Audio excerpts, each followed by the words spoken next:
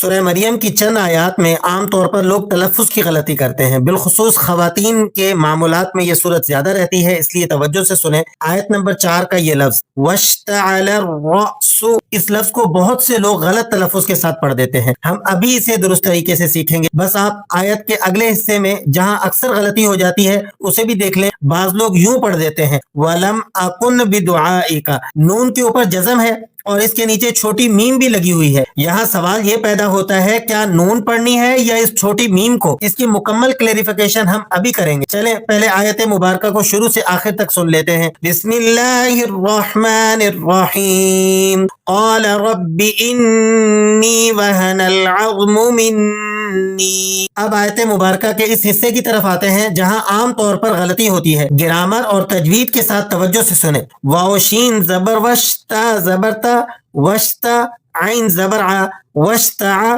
اب یہاں بیچ میں جو الف لام ہے اسے سائلنٹ رکھنا ہے اور لام کو ڈائریکٹ را کے ساتھ ملانا ہے کیونکہ را مشدد ہے۔ اب اس حصے پر نظر ڈالیے، یہ وہ مقام ہے جہاں اکثر لوگ غلطی کر جاتے ہیں۔ را کے بعد جو حمزہ ہے بعض لوگ اسے الف سمجھ کر کھینچ دیتے ہیں، حالانکہ یہ الف مدہ نہیں ہے۔ صحیح طریقہ یہ ہے کہ لام کو مشدد را سے ملائیں اور پھر را کو اگلے حمزہ کے ساتھ جھٹکے کے ساتھ پڑھیں۔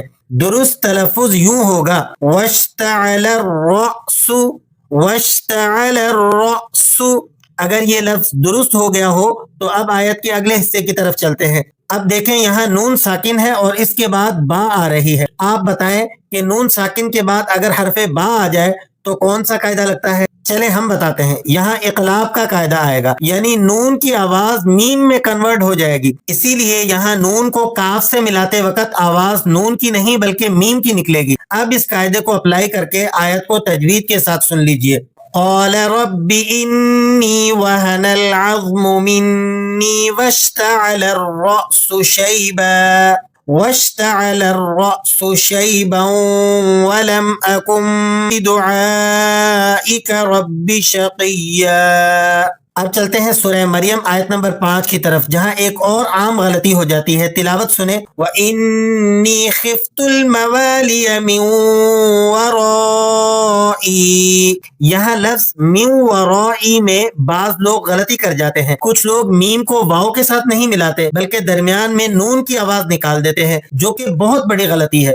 آپ جانتے ہیں جب کسی مشدد حرف سے پہلے ساکن حرف آ جائے تو وہ ساکن حرف سائلنٹ ہو جاتا ہے اور متحرک حرف کو بلا واسطہ مشدد حرف کے ساتھ ملایا جاتا ہے۔ یہی وہ نقطہ ہے جہاں تلفظ خراب ہو جاتا ہے۔ درست طریقہ یہ ہے کہ نون کی آواز نکالے بغیر میم کو سیدھا واو مشدد کے ساتھ ملایا جائے۔ کس طرح سے؟ اب ذرا تلفظ سنیں۔ من ورائی۔ اب ذرا آیت مبارکہ کو سن لیجئے۔ وَإِنِّي خِفْتُ الْمَوَالِيَ مِن ورائی۔ اب آتے ہیں آج کے سبق کے سب سے اہم پوائنٹ کی طرف۔ سورہ مریم آیت نمبر 7، آیت سن لیجئے۔ یا زکریا انا نبشرک بغلام اسمہ یحییٰ۔ خاص طور پر اس حصے میں بہت بڑی غلطی ہوتی ہے۔ بغلام اسمہ، ان دونوں الفاظ کے درمیان جو چھوٹا نون ہے اسے نون قطنی کہتے ہیں۔ بعض لوگ اس نون کو چھوڑ کر میم کو سیدھا سین سے ملا دیتے ہیں اور یوں پڑھتے ہیں مسمہ۔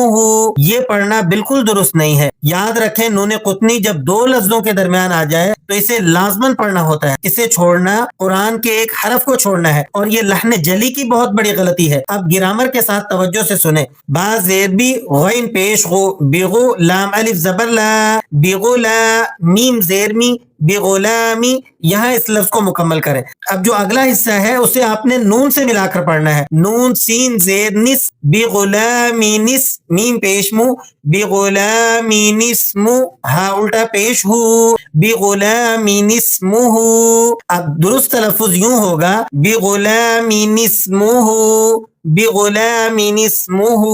آیت مبارکہ کی تلاوت سن لیجئے۔ یا زکریا انا نبشرک بغلام اسمہ یحییٰ۔ یہ تھا سورہ مریم کی 3 آیات کے اندر آنے والے مشکل الفاظ کو درست طریقے سے پڑھنے کا مکمل سبق۔ اگر سبق سے فائدہ ہوا ہو تو اسے محفوظ کر لیجئے اور اپنے ان احباب تک ضرور شیئر کیجئے جو قرآن سے محبت رکھتے ہیں۔ اللہ ہمیں قرآن کو صحیح طرح پڑھنے، سمجھنے اور اس پر عمل کرنے کی توفیق عطا فرمائے۔